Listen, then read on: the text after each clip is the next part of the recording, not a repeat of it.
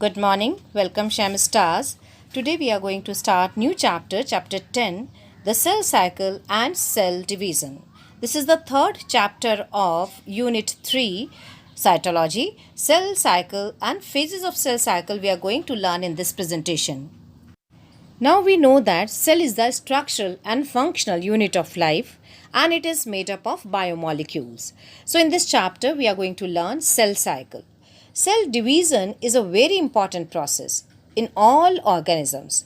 During the division of a cell, DNA replication and cell growth also take place. Now let's understand what is cell cycle. A cell cycle is a series of events that takes place in a cell as it grows and divides. A cell spends most of its time in what is called interphase. And during this time it grows, replicates its chromosomes and prepares for cell division. The cell cycle consists of two phases, mitotic phase and interphase. Mitotic phase represents the phase when the actual cell division or mitosis occurs, and the interphase represents the phase between two successive M phases. The interphase lasts more than 95% of the duration of the cell cycle. The interphase is divided into three further phases, that is G1 phase, or we can call it gap 1, S phase synthesis, and G2 phase, that is gap 2. The cell grows during all three phases, but chromosomes are duplicated only during the S phase. So children, all these three phases we are going to discuss one by one. Let's start with the G1 phase, cell growth. G1 phase corresponds to the interval between mitosis and initiation of DNA replication. During this phase, the cell is metabolically active and continuously grows but does not replicate its DNA. In this phase, cells also synthesize new proteins and organelles. S or synthesis phase marks the period during which DNA synthesis or replication takes place.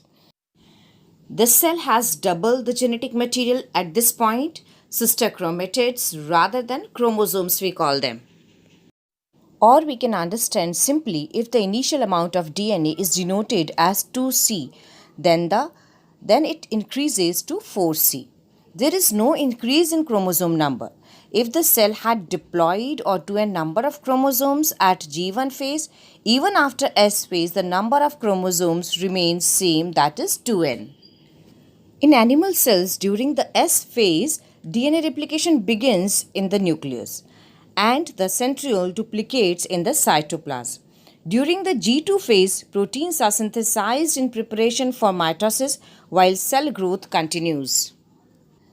In this phase, G2 phase, the cell prepares for cell division by producing organelles and molecules required for cell division. Some cells in the adult animals do not appear to exhibit division, that is heart cells, and many other cells divide occasionally as needed to replace cells that have been lost because of injury or cell death. These cells do not divide further and exit G1 phase to enter an inactive stage called quiescent stage of the cell cycle. Cells in this stage remain metabolically active but no longer proliferate unless called on to do so depending on the requirement of the organism. So children, these are the different phases of interphase of the cell cycle, that is gap 1, synthesis, and gap 2. Now let's talk about M phase. The M phase starts with the nuclear division, corresponding to the separation of daughter chromosomes. We call it karyokinesis, and usually ends with the cytokinesis. Cytokinesis means division of cytoplasm. M phase is the most dramatic period of the cell cycle, involving a major reorganization of virtually all components of the cell. So this is all about today's lecture.